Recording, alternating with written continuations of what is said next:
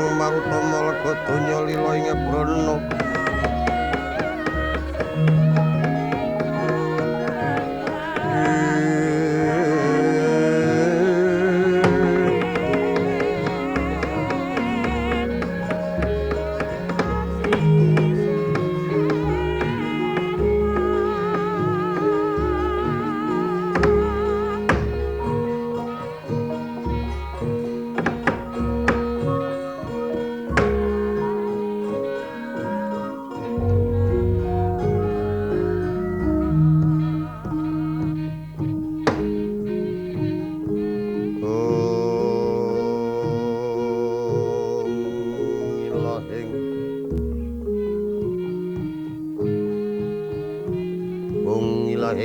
Mastu Purnama Sidhem Mastu silat mriwang jagat karana siran tandha kawisesaning bisana sara sinawung langen wilopo Estu masih lestantun lampahing Buddha dinantur tutur katula tetela mrih tulat palasing praja Winur Sita upama paramenis Korobya tumiyeng jaman Purwa Winardi tameng lelata mangke teka pasaraning Gupita panggung perlambang matumpa-tumpa panggung sang murwing kata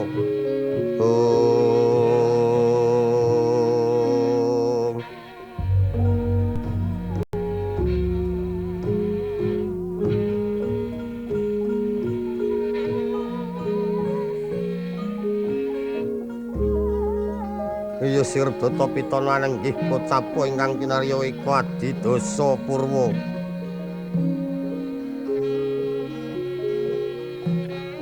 Eka marang Sawijadi marang Winwidasa wilangan 10 purwaraning kawitan senajan to upaya praja 1000 tanantu sadasa 100 tan bisa ngaturaken kekalih ingkang pantes kinarya purwaning kandha kacarita adeging negara Ndwarawati ya kraton Dwaraka ya negara Dwaraka kawestri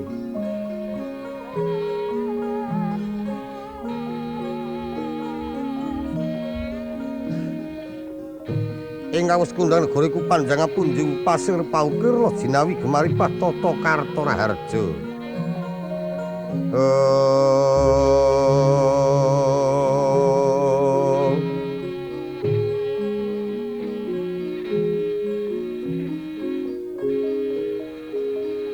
sasmitaning panjang dawa punjung araning dhuwur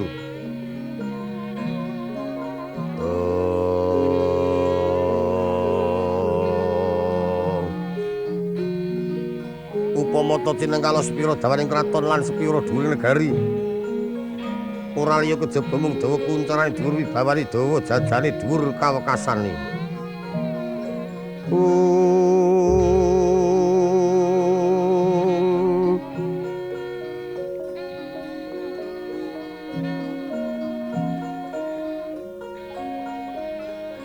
pasir paukir pasir samudra ukir wis ngarani gunung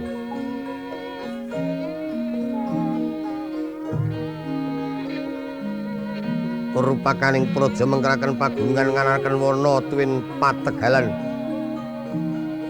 ngiringaken benawi tuwin persabinan ngayunaken bandaran ingkang langkung ageng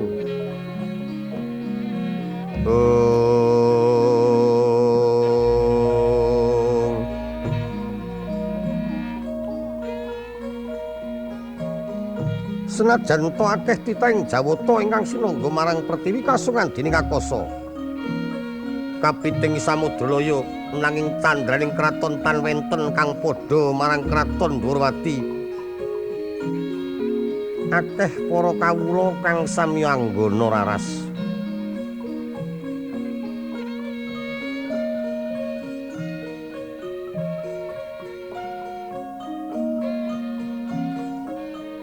ing ngarsa wis kacarita negara ketingal jinawi tembung letus kang sarwa tinandur dadi mapan siti ketumpangan warih apa kang tinantepaken bisa tuwuh ijo riyu-riyu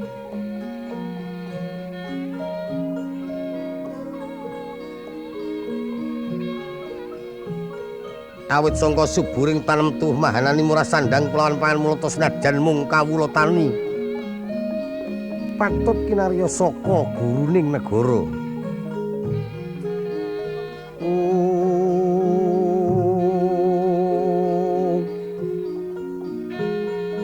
Kabukti akeh para kawula manca praja kang sami anulada.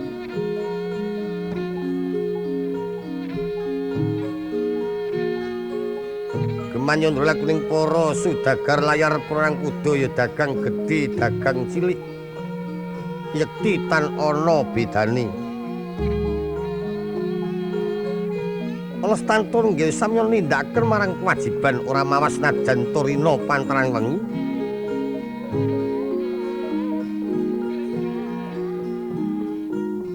katingalang lur selur kaya ilining tirta jalantara tan ana kendhati persasat gilir gumanti nganti bisa sambung dedagangan dumugi Mancapraja. Prandene tan ana sambe kala katiyup marang daya katentremaning praja.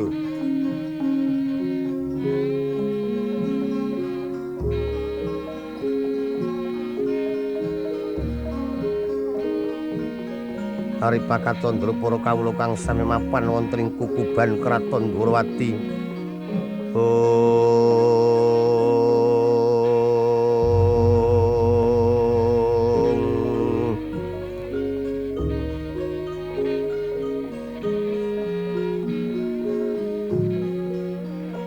Kawistara jejel apepet adu cuke tepung tarite senajan to papan ingkang wiyar dinulu ketingal rupak.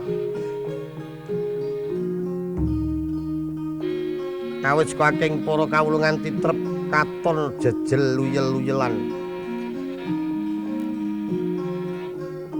Ewadene tan ana kang rumangsa kacingkrangan gesang mracih nani kalamun agung dananing ratu. Bisa paring pitulungan marang para kawula kang ketemper panguripane. Ora ngemungaken para kawula ing kukuban Kraton Dwarawati malah akeh para kawula Mancapraja. Ingkang samya nderek gesang wonten Kraton Dwarawati ingkang pambukane Katon Papasudra Ngulandara.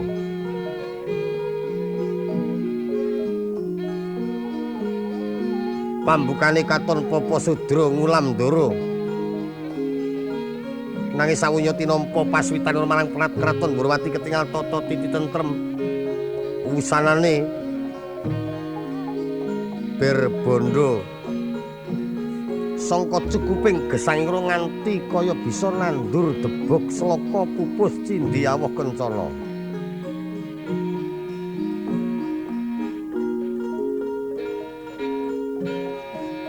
Ngatingalaken kalamun Agung Dwarawati setunggaling ratu kang tuhu tresna marang para kawula.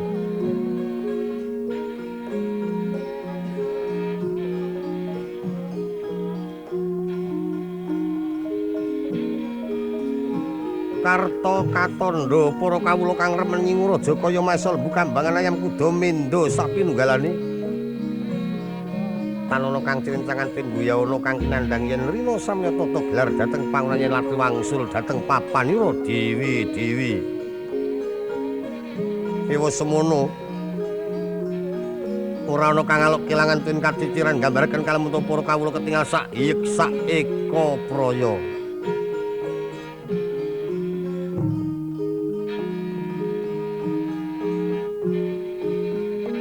Ora ana para kawula kang remen tumindak cecengilan pasulayan. Ora ana kang remen tumindak cecengisan. Isine mung antut runtut rukun ngangkat tata katentremaning praja. Wusanane bisa mahanani ayem-ayeming para kawula. Iya pikuwating Kraton Dwarawati bukti nyatane.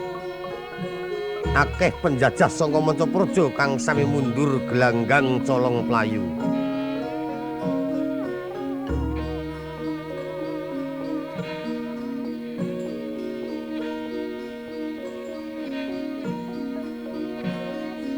Ing ajeng kacarita Kraton Dwarawati luhur kawekasane ingkang sanyatane satu mara satu mati jalma mara keplayu.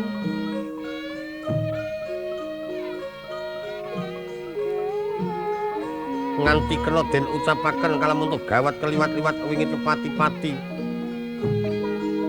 manuk mabur ngukir kraton jengkel kapisanan plakami dolo luntak ludira saengga tumeka pati lakuning mega katon piniak barat kraton mangempres senajan to mandira kang dhuwur ngukir kraton ingkang adoh samya manglung ingkang cerak samya tumiyung kadidene kepraban marang daya panguwasaning praja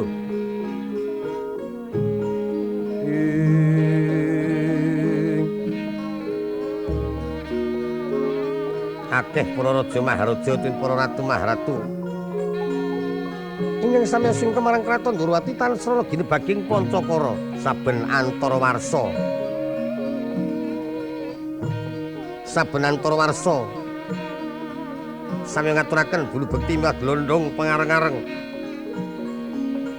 ngaturaken pisungsung marang Sang Buminata meracih nani kalamunta kayuyun marang kautamaning praja Nata Ndorowati kondhang sedaya ratu ingkang wis kacarita berbudi bawa leksana.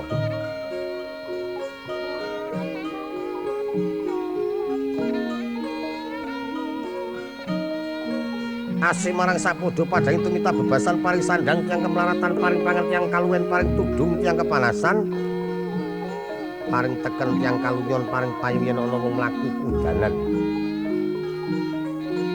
Senajan to Indra mung titah merca padha nang saknyatane panjal maning dewa.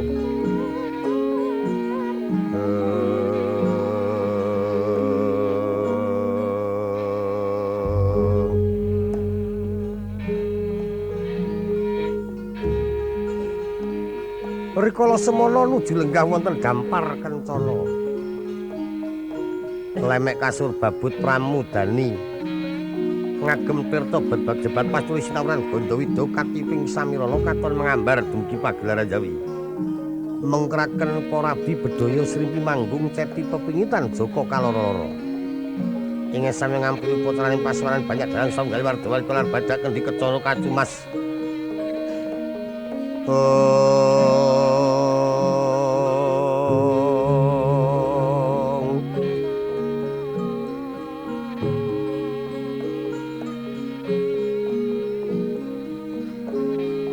Tundra gemandar ingkang sinuwun nika mawarna-warna ngagem kutha Kencana jang mamas sungsun tiga kinancing Garuda marep miwah Garuda mungkur sang-sangan naga mangrang sang utal-tas sinangga Prabangkara sumping suring pati uncen-uncen tiba njojo ulur-ulur Nagaraja gelang kelat bau kang sarwa bebinggilan tata swara kampuh cinepok rindo cinawi uncal magine penglancingan cindi puspita cinawatan badong kiwangkara nganggar pusaka dalem dung tinatah tinat renggo deder nunggak semundak moto pitiran gonjo dinaben-aben manis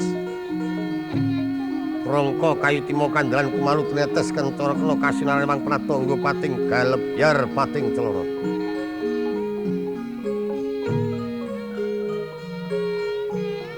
pinunggil semanten rupakaning Sang Buminata kacarita dasa namaning ratu dosa wilangan sepurna mawardene kekasih menang diucapna wong agung Ndorowati jejuluk Prabu Sri Bathara Kresna. Ya Prabu Alimurti Sasra Sumpena, ya Prabu Padmanaba, ya Prabu Danardana. Katon ning kadya jaladene ning kadya arga mulat marang pasibaning para narapraja ing pagelaran Jawi senajan to akeh para narapraja. Nanging datan wonten kang kepangabiyantara kejaba ing putra Kanjeng Pangeran Dipati Anom satriya parang Garuda ingkang kekasih Raden Samba ya Raden Wisnubrata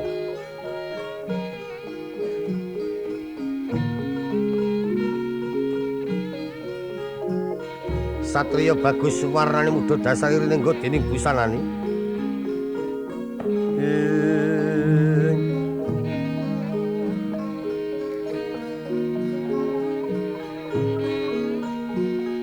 katon tumungkul muka konjuring Bantara suku Jaja tekan jangkut ngapuran Sangastanira.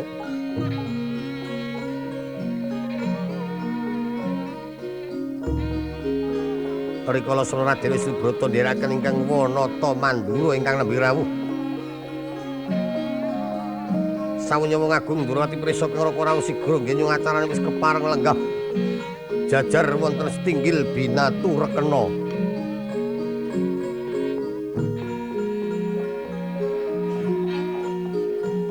Wenang dinucapno Agung Mandura. Jejuluk Prabu Baladewa. Ya Prabu Balarama.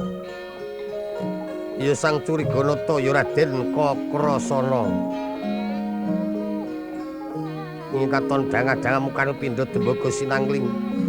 Senajan iku Titamerta padha wis tau tate dadi jagoning dewa.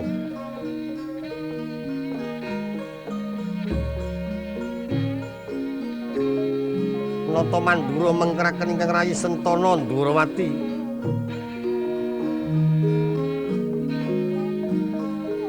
Satriya Garbaruti Raden Setyaki. Ya Raden Sencaki.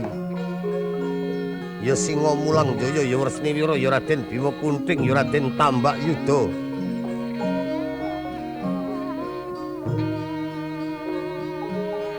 Iku senopatining kraton Ndrawati.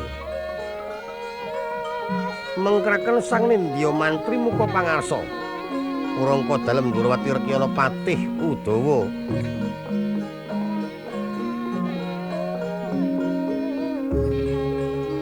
Ingkang tinanggenah nata pasibaning para wadyabala abdi dalem tumenggung nayaka mantri bupati wadana penewu Demang lurah bekel sapinunggalane.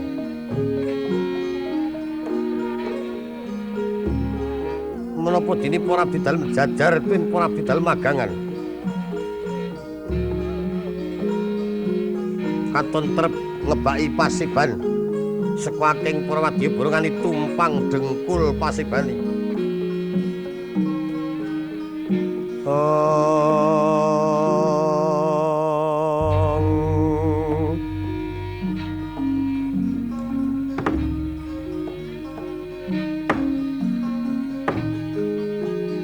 Pandya teka mangkono.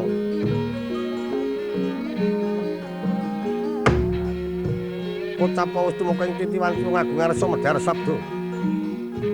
Ingkang kinarep tertandha pusaka Ndrawati Bendi Kyai Panca Janma Munya mangkung tanpa tinabuh. Amurwani kageting para narapraja inggih wonten pagelaran jawi sanalika ngangsek nggih samya marak sowan.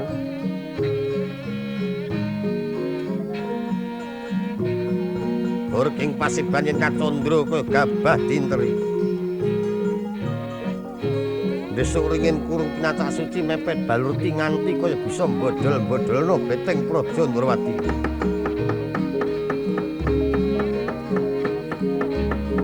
Umyang ngurusane para wadyabala yen kacandra ke negara kelebon parang muka parang pamuk jajare musuh sangka manca praja. Iki kanca jajari kanca ndodhok kanca maju saksek. Loro lagang.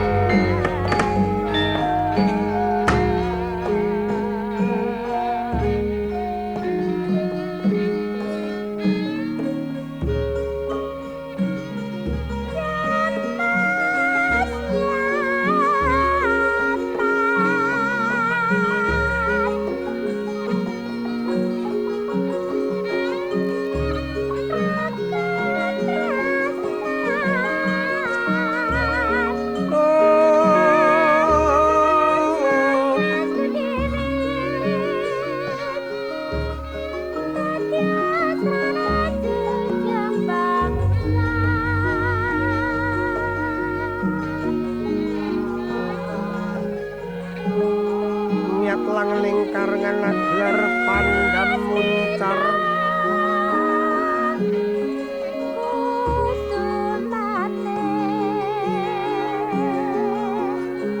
kelir soroting pepunang surem tanpa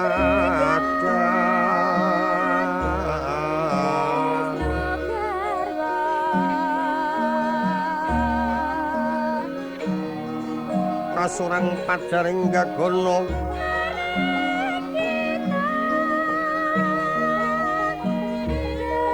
sumila ing akasa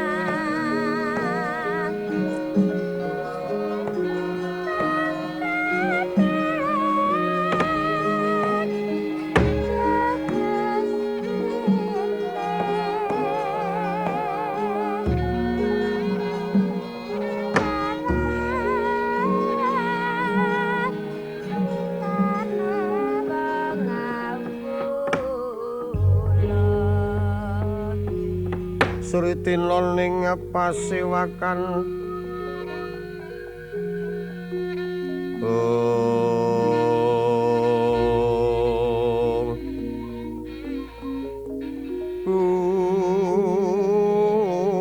sono maneka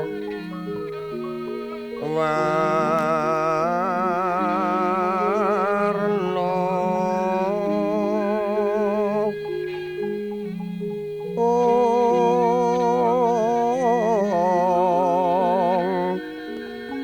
sepak kumpus piteng tiana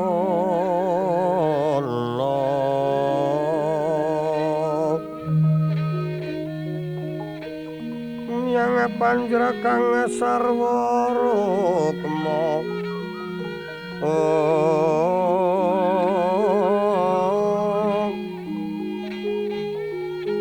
renggeng manik narata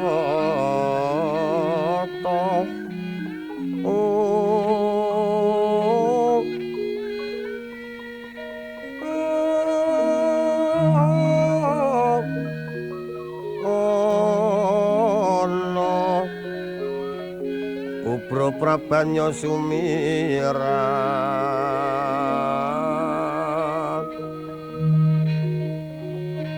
kenyaring tejo leliweran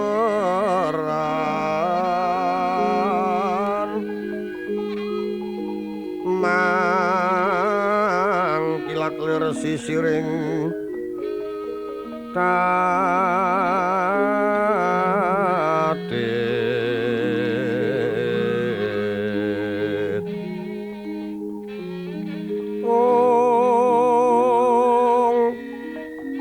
wimbo kekondo amrimingin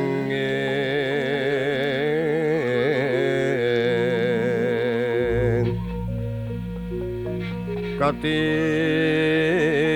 yuping maruta mandra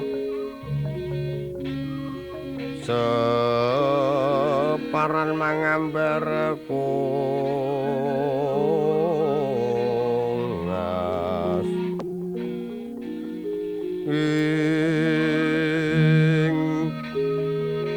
ngepeti pasewakan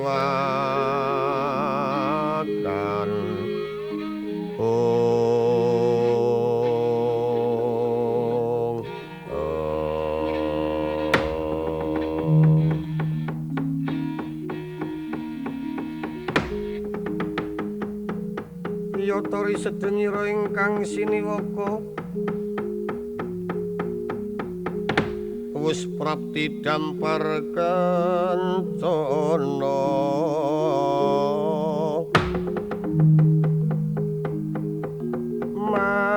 Masri Sang Nata Sri Bathara Kresna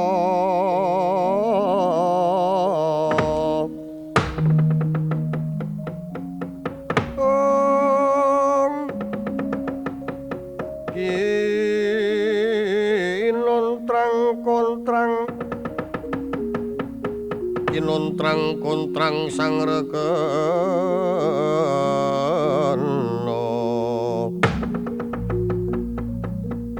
diinon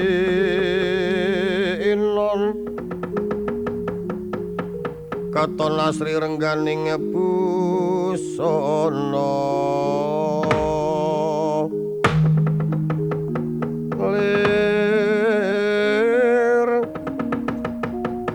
Dewa sumiwa ing kayangan tinju maya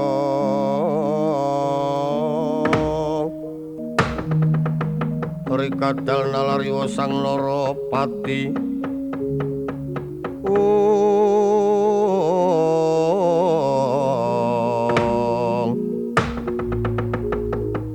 alon wedaring sabda Sri Buminata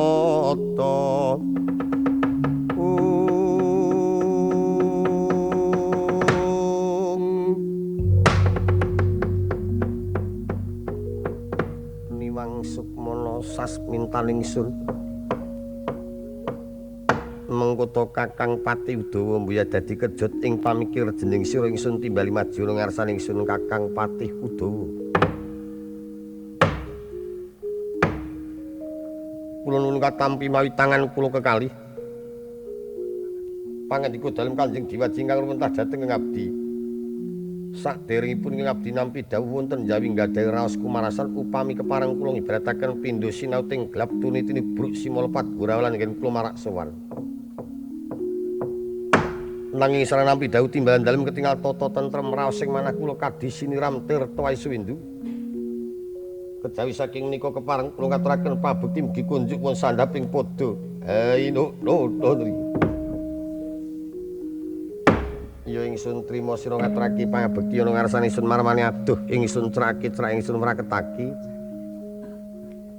perlu ingsun bakal mundhut prisa kadiparan kahanan ing Praja Ndrawati tuwin kabeh para kawula ing Praja Dwaraka apa ana kang nglirwakake dawuh persasat bladak milang sifat mirang kampuh jingga mbondan datan Ratu apa bisa ajeg kaya dene warsa ingkang wis kapungkur menawi Kanjeng Diwaji ndangu dhateng abdi. Enget kula sedaya para nara praja mboten wonten ing nglirwakaken dawuh timbalan dalem ketingal sayek-sayeka praya sumengkep ngabiyantara dalem. Bukti nyatanipun malah kathah para kawula dalem dedak marang Siti Sewu sami ngaturaken bulu bekti miwah glondhong pengareng-areng. Nri syukur bejo sewu. Meracih nani kabeh para kawula kena kinarya ruwang ngembat watang putu ngejum kumbul urut marata prayogakna piswan rono ngarsaning sun Kakang Udawa. Ngestakaken dawuh sinuwun. Mangkita kadang kula werda Koko Prabu ingkang rayi ngaturaken perembagi panakrama lan nyuwun pangapunten dalem sewu ngantos randhat anggen kula ngacarani rawuh paduka Koko Prabu. Estungkara jagat manik raja dewaku. Nggih.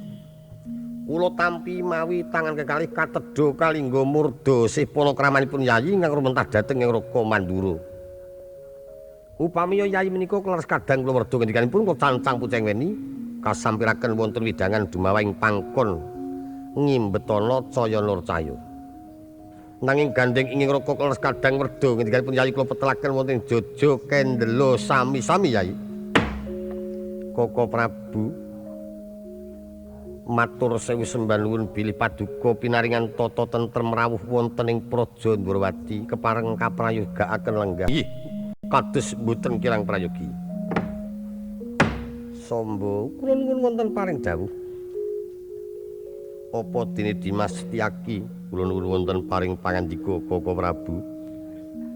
Aja nganti padha kelayatan jeneng sira ingsun parengake ngaturna pangabekti marang papunden sira kang nembe rawuh. Kula nuwun ngestakaken dawuh timbalan dalem Kanjeng Rama, nuwun ngestakaken dawuh Koko Prabu.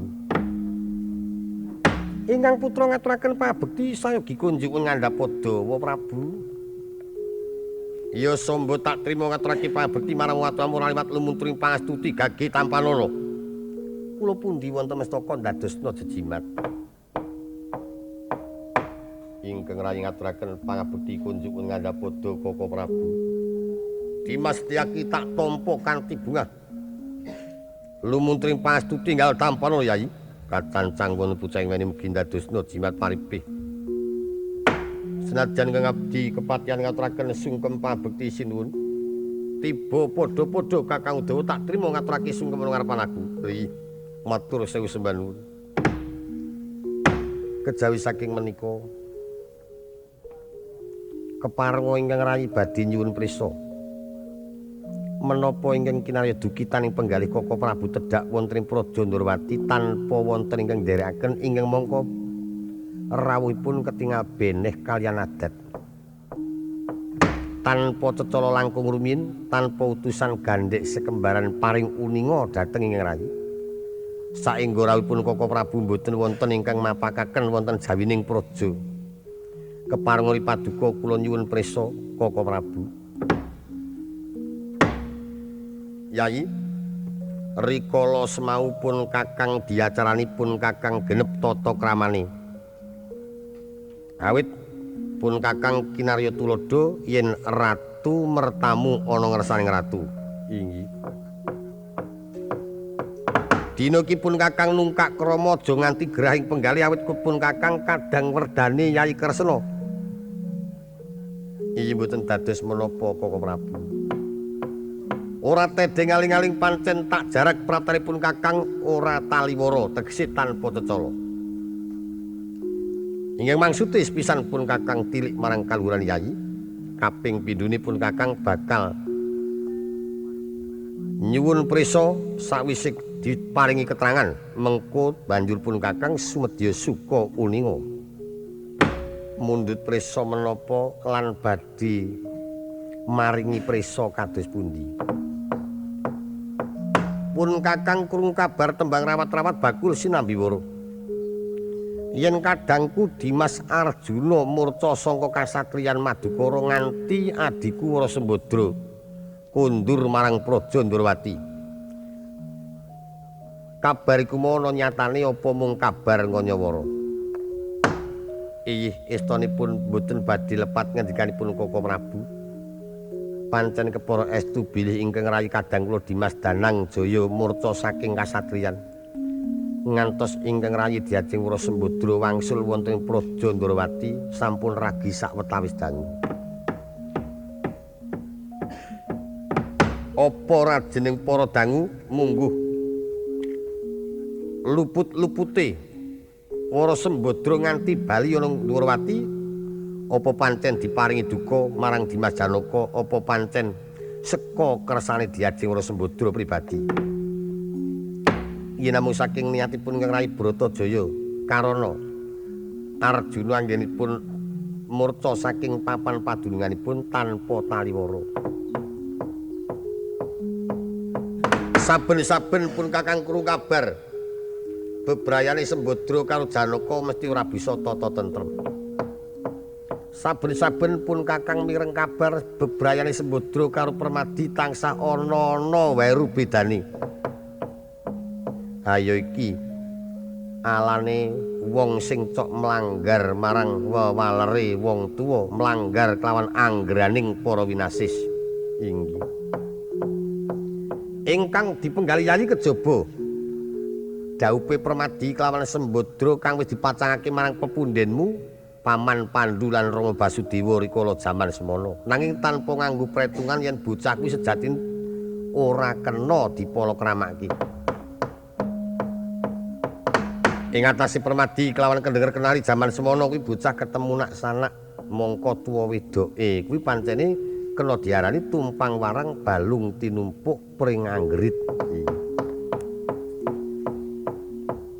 Luwih-luwih keblate katon ngalor ngulon kuwi jane pancen larangan tumrap wong para winasis. Upama ta dheweke slamet nanging uripe ora bakal kepenak. Upama pinaran urip kang kepenak mesti ana rubedane. Iyi pancen keparestu Koko Prabu.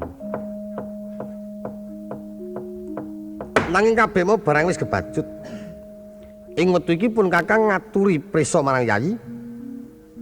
Calon bakal bisa gawe becike bocah loro amrih bisa tata tentrem bebrayani. Ingkang perlu pun Kakang sukaninga yen Dimas Janaka wektu iki timbul ana pertapan Sukalima. Nembe bangunake teki banjur kundure Dimas Arjuna njujuk ana pertapan Sukalima.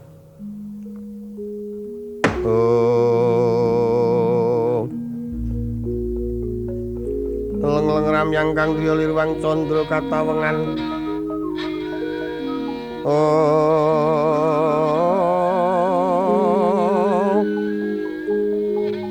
Sumuing tias elir katuritan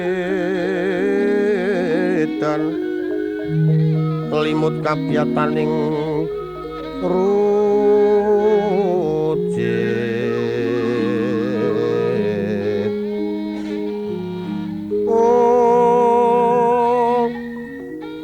Rem-rem driya manawa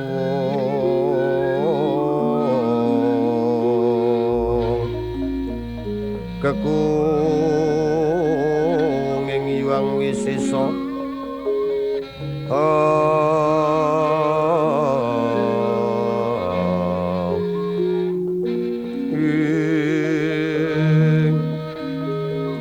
tanana kang kuciwa raras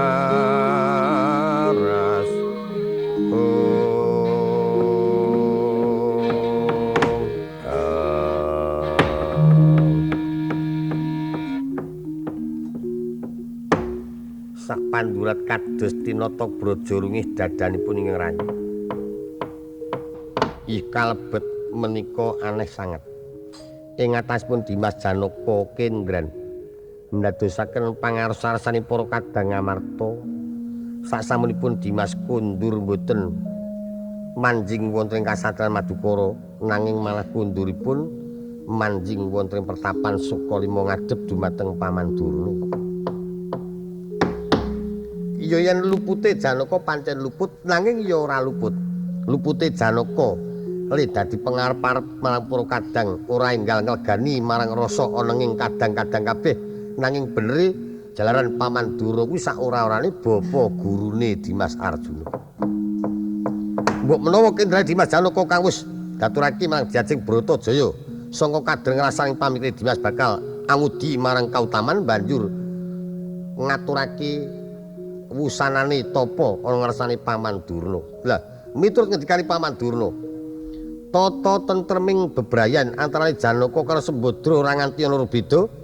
Wektu iki dibaleni palakrama tegese didhawuhake maneh secara kaya dene dek isih Jaka kelawan prawan. Mekaten Koko Prabu. Ya, ewa semono yen pancen Yayi Prabu Bathara Kresna kuwagan mangku marang pinanganten sekarone sesuk genten pun Kakang sing arep duwe gawe. Tak dhawuhne meneh Sembadra karo Arjuna ingkang perlu mung bakal ngudi marang tentreming bebrayan nolak sengkalane bocah sekloron. Setyaki kula Koko Prabu. Dimas midhangetake ngendikane Koko Prabu yen wektu iki kadang ira werda Dimas Arjuna kondur ana pertapan Sukalima. Ingkang rayi namung ngaturaken nuwun ngarsa dalem Koko Prabu mugi kersa ngagem pangatos-atos. Kula turingginaken dumateng pangwaosing kebatosan awit ingkang kathah para kadang kura menika remen tumindak ingkang lembat saged kelampan menika wonten tumindak dom sumurping tirta amung Koko Prabu bilih lena menika mangke badhe wonten kedadosan mboten sae. Yen ngono Sencaki nganggep Janaka ingkang ana Sukalima kuwi Janaka gadungan. Iya mboten Koko Prabu. Sangka pangeranipun Kakang sejagat rat ora ana Janaka kok genep loro telu kejaba mung Dimas Janaka pertimbane Wara Sembadra. Iya. Ingkang rayi mboten badhe maiben namung amrih prayoginipun Kang Mas Janaka dipun timbali. Kakang Mbok Wara Sembadra pun timbali. Badhe Koko Prabu tuwin para kadang sinangling mawas dumateng Kang Mas Janaka kula kinten yen Kakang Mbok mboten badhe pangling. Mengkono Dimas. Koko Prabu iki. Sakmenika Arjuna wonten pertapan Sukalima menapa wonten Mandura Koko Prabu. Yen wektu iki malah wis nderek ana Praja Ndarawati. Menika saya klebet aneh sanget.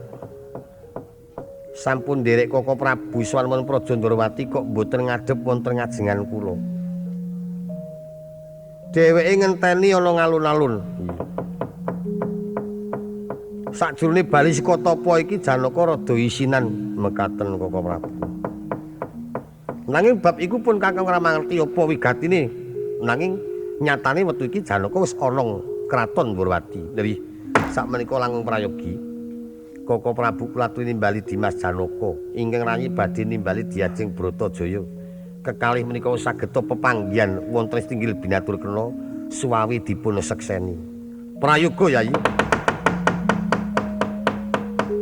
Sigra bala kang tumingal campu prang kang samya medali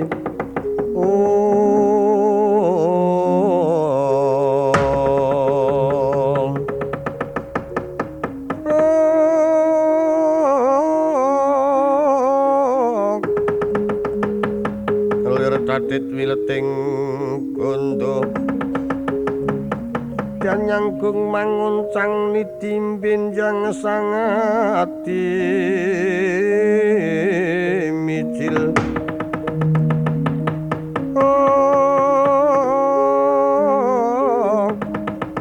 latinyo medali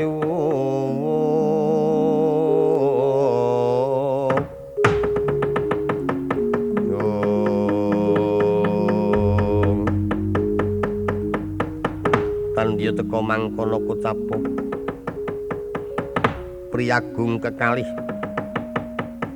dereng ngantos tedhak sangka palenggan ingkang wesi nimbali marang Raden Janaka tuwin Dewi Bratajaya satemawung Agung Ndorowati kadi nempuh kaemengan kabukti tripandurat saengga tan kodhaing sabda Triwilangan telu pandurat pengendikan tigang kemadatan kodhaing lati wusana kesaru gegering jaba piyak artang keping muri Kocapo ingkang manjing wonten ing kraton Ndorowati ora kaya utusan saka negara ing rancang kencana utusanira Raden Janaka ingkang jumeneng ratu ana rancang kencana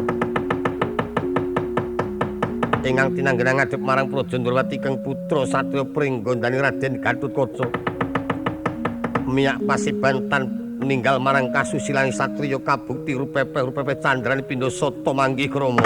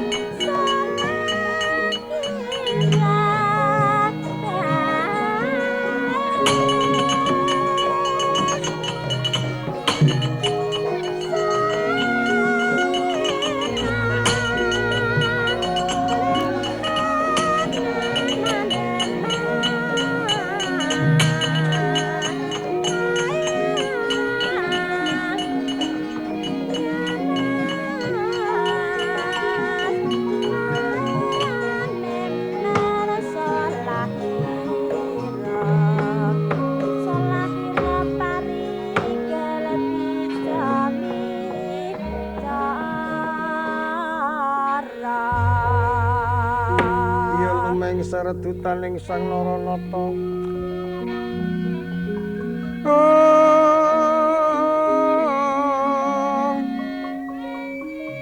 katekaping Prawanda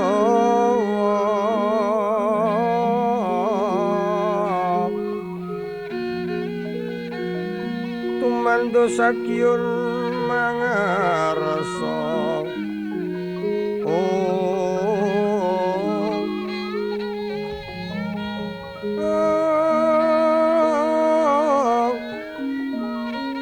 Tanana kang aku ciwaras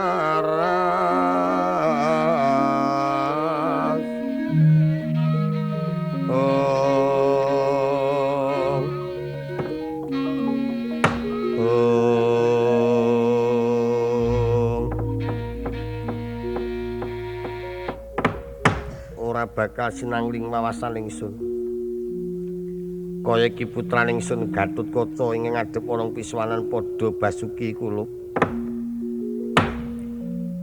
Nun katampi mawi tangan kekalih pangandika dalem Kanjeng Prabu ingkang lumentah dhateng putra dalem. Nampi pangestu dalem kados mboten kirang setunggal menapa. Kepareng ingkang putra ngaturaken pangabekti mugi kunjuk wonten ngandhap padha. Iya banget panarimaning ingsun.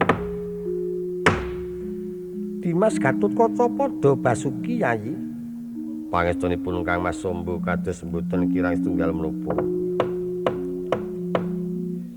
Ingkang bapa ngaturaken perbagi panakrama anggir Gatotkaca kula tampi kanthi bingah Paman Setyaki paring perbagi dhateng sowan kula. Senajan ingkang bapa ngaturaken perbagi panakrama nggih matur nuwun Siwa Dawa paring perbagi marang pisuwanku. Kejaba sangka iku sapandurat gawe kageting pamikiring sun paran marmani jeneng sira ngadhep ana ngarsaning sun katon sumengka pengawak braja Ndamarsasi. Bukti nyatane riwir Butunggul Raka Brangu sapi agemane dodot kumlara ora kasing setaki mbok menawa mengkuwi gati. Becik jeneng sira ngaturake ingkang dadi darunaning pasowanan. Saderengipun ing putra matur wengersa dalem Kanjeng Prabu mbok menawi wonten lepating pisuwan kula lan tumpang suh atur kula. Mugi wa Prabu kersa paring gungi samudra pasami. Ya kaya ora dadi apa Gatotkaca. Sowan kula ingkang pisan ngaturaken pabekti ndungkap kaping kalih perkawis katemto lampah kula piyambak mboten pisan. Nanging dapur kautus pepundhen kula Paman Arjuna i Paman Janaka. Ingkang wedal sakmangke jumeneng Nalindra wonten ing kraton Rancang Kencana kinen ngaturaken pangabekti wengersa dalem Kanjeng Prabu Niwang Sukmana kang linuwih. Ya wis tak tampa kanthi bungah malah ingsun agi ngerti iki menawa Dimas Arjuna jumeneng nata ana ing kraton Rancang Kencana. Nggih. Nembe wae apa Srada sakwentara suwe wiwit jengkar saking kasatriyan lajeng kawisuda jumeneng nata wonten negari Rancang Kencana sampun kula aturaken. Banjur sawise jenis sira ngaturake kang kaya mengkono apa kang dadi darunaning pisuwanira menawi sampun katampi atur kula ingkang wasipun wedal sakmangki. Paman Prabu Janaka midhangetaken pawarta bilih bibi kundur wonten ing Praja Ndwarawati. Saking ngarsanipun paman supados bibi kaboyong wonten ing Praja Rancang Kencana. Awit kawisuda minangka dados prameswari. Mekaten aturipun ing putra dasat kula, Wa Prabu. Mapan iku kewajibane kadangku Dimas Arjuna ora liwat mung kari mangsa bodho nanging perlu ingsun bakal wawancara marang Koko Prabu luwih dhisik prayogakna nggone sira ngadhep iki. Koko Prabu, kepiye Yayi? Ngaturaken kawuningan bilih estanipun wedal menika wonten Janaka kalih. Kok dadira Janaka kok loro sing siji saka ngendi? Menika Gatotkaca ngaturaken yen Janaka jumeneng nata wonten Rancang Kencana. Malah saking keparingipun Dimas badhe mboyong Yayi Wara Sembadra. Arsa kawisuda jumeneng prameswari angembani anggenipun jumeneng nata wonten Rancang Kencana kadang kula Dimas Arjuna Koko Prabu. Baladewa mangadeg trinenggalanira mangelingana risang waning pinto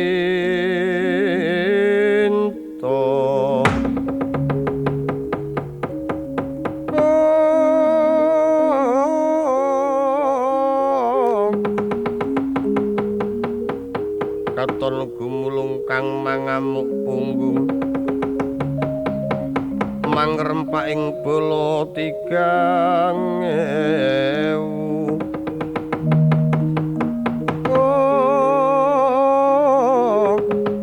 mangelingana patine sang Kangsa Dewa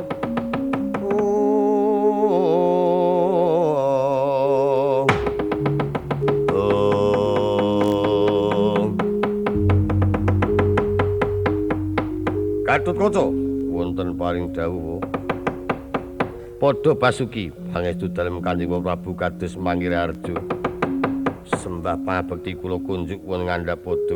Yo tak tampa.